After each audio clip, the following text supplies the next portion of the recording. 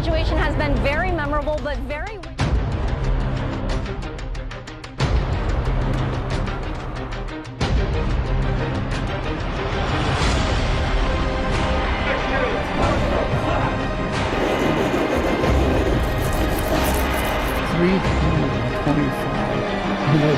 Japanese. They've trained for triathlon, but there was one thing on their bucket list that wasn't checked off. All right, David and Smith are out here at 18th and Oak in front of the Safeway collecting money for Relay for Life, all part of the Curbing Cancer campaign. So here's what we want. We want your money that's in your car seat right now, or maybe at the bottom of a cup holder. We'll take dollar bills or pennies, any type of change you have. And look, you can't miss us. We're in beautiful neon green and yellow shirts. We've got Beth Ford, Chris Wright, Ty Steele, and a dancing pig right out here at 18th and Oak. Every one of us knows somebody affected by cancer, whether it's yourself, friends, families, loved ones. So all this goes towards research and ultimately finding a cure. Last year we raised $200. We want to raise more this year. Christina? Yeah, we want to warn you that it's actually pretty dangerous to look directly at the eclipse, even though it is cloudy outside. It started around 5 p.m. this afternoon, and right now is actually the peak viewing time for the eclipse. As a mother, bullying is something Erin Taylor sees all too often. We've lived here for 2 years, and it's happened not only to this son, but also my older son. And when she got an email with this video attached, I put the YouTube video on and I said, oh my gosh, there's my son. She knew it had gone too far. What's wrong with you? Jordan was walking home from school, but not long into his trip, he was attacked right here. They caught me by surprise when he just walks from whack. Recruits unpack in scripted fashion.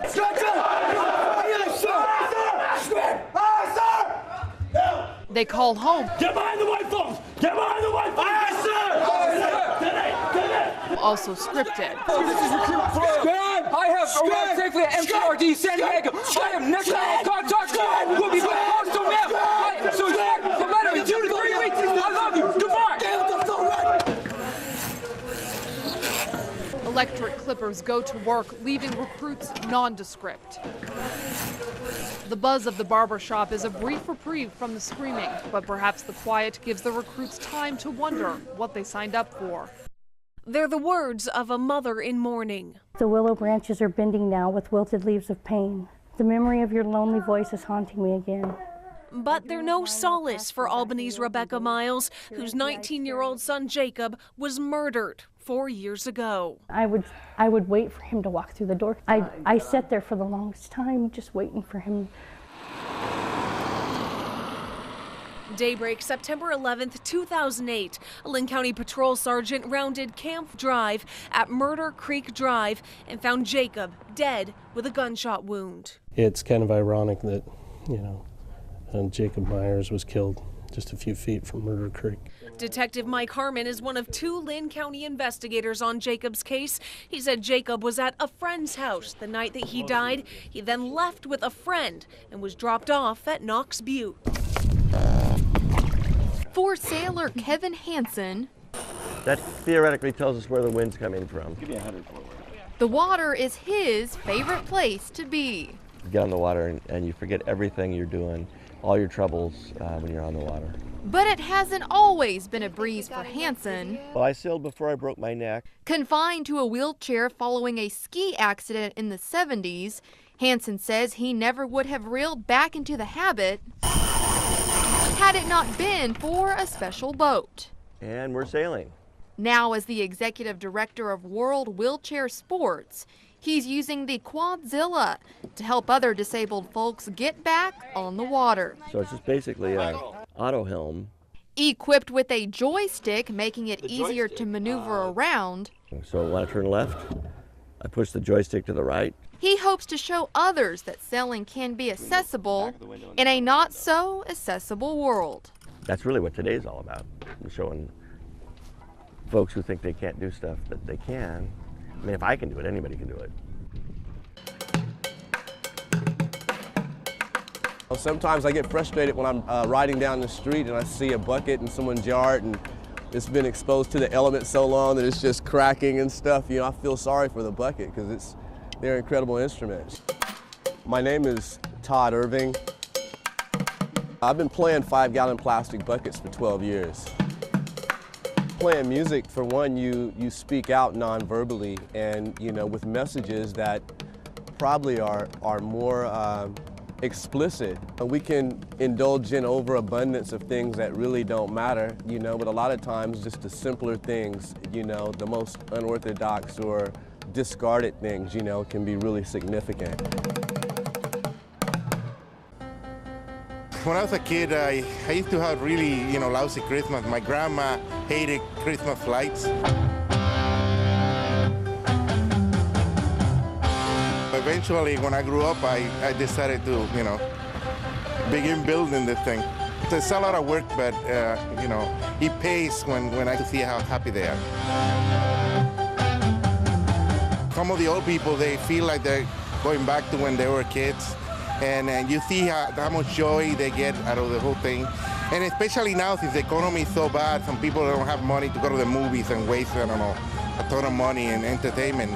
This is a little bit of, you know, fun that they can have for free.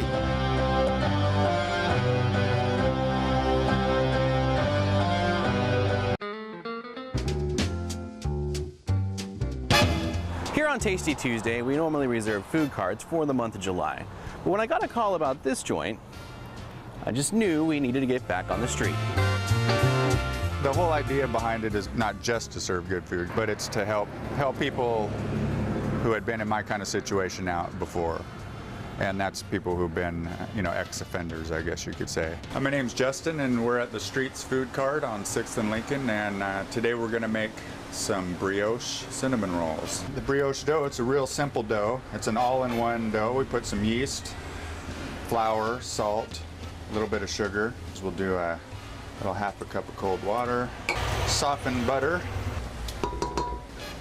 6 eggs. And I only let it mix for about maybe 20 or 30 seconds, just until everything's incorporated. Cover this dough up, stick it in the refrigerator. And magically, I pull out another one right here that's ready to go. So now I'm gonna roll it out as even as I can. So when we roll it up, all the cinnamon rolls come out about the same size. Next, I'll move on to the cinnamon schmear. Are you ready for all these ingredients? You're gonna need a pen. It's brown sugar, cinnamon, and butter. You got all that? Oh, nice. We'll spread this out evenly.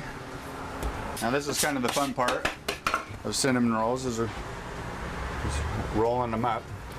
Seems like when I first started making cinnamon rolls, I could never get them even. I can do it now. We just roll it towards you. Pinch these edges down so when you bake, it doesn't fall apart. 1, 2, 3, and place these into the pan. I just kind of drop them in there. And I bake them on 350 for about an hour. I cover them for about the first 45 minutes with tin foil. And these are obviously not hot because my hands are on here right now. And that is a pretty nice looking cinnamon roll. We'll cap that off with some cream cheese frosting. See.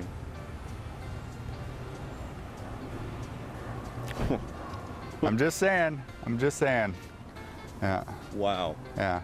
In Eugene, Tasty Tony, KVAL News.